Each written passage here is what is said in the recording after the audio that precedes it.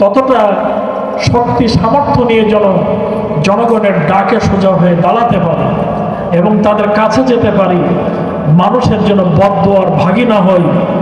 আর সরকারের আমানত প্রতিটি পাই পয়সা যা আমার হাতে দেওয়া হয়, আমার মাধ্যমে যেটা ব্যয় করতে বলা হয়, তা যেন প্রতিটি পাই করে জনগণের কাছে আমি বুঝে দিতে পারি, এই আমানত রক্ষা করতে পারি।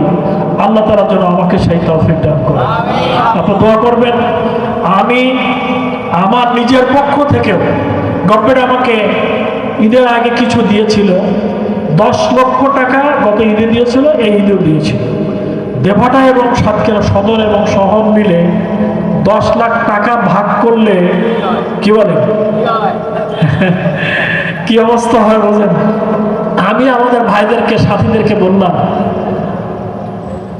যে আপনারা বাছাই করবেন, জামাত দেখে না, বিএনপি দেখে না, আওয়ামী লীগ দেখে না, হিন্দু মুসলমান দেখে না, সবচেয়ে গরিব, সবচেয়ে হকদার, সবচেয়ে যারা পানেওয়ালা, খুঁজে খুঁজে এই লোকটাকে বের করবে।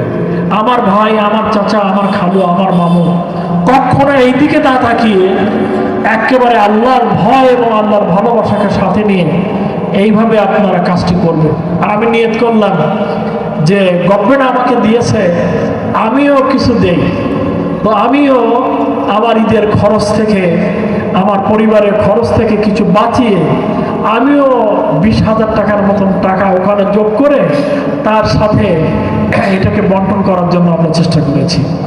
হয়তো পরবর্তীতে আর এক গ্রুপ পাবেন, পরবর্তীতে আবার কিছু লোক পাবেন। ইতিমধ্যে কয়েক কোটি টাকা রাস্তার জন্য আমার কাছে তালিকা চাওয়া হয়েছিল।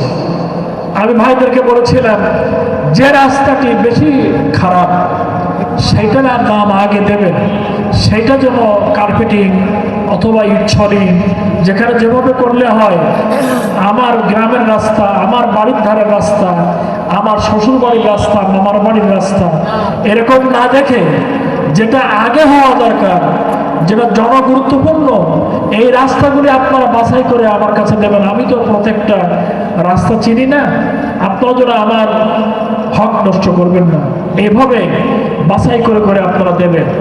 আমরা এই তালিকা ইঞ্জিনিয়ার সাহেবের কাছে, ডিসি সাহেবের কাছে, ইউনো সাহেবের কাছে আমরা এটাকে পাঠিয়েছি, মন্ত্রণালয়ে পাঠাচ্ছি, বিভিন্ন দপ্তরে বিভিন্নভাবে আমরা চেষ্টা করছি যাতে এই আমানত রক্ষা করা যায়। আপনারা আমাকে পরামর্শ দেবেন, আমার জন্য দোয়া করবেন, আমার জন্য কিছু বলার থাকলে আমাকে বলবেন, নসিহত করবেন। এটাই হচ্ছে আপনাদের কাছে আমার দাবি। হযরত ওমর দাঁড়িয়েছেন জুমা মসজিদে খুতবা দেওয়ার জন্য। একজন যুবক দাঁড়িয়ে বলছেন, হে ওমর, তোমার ওই বক্তৃতা বন্ধ করো, আপনার বক্তৃতা, ভাষণ আপনি বন্ধ করুন।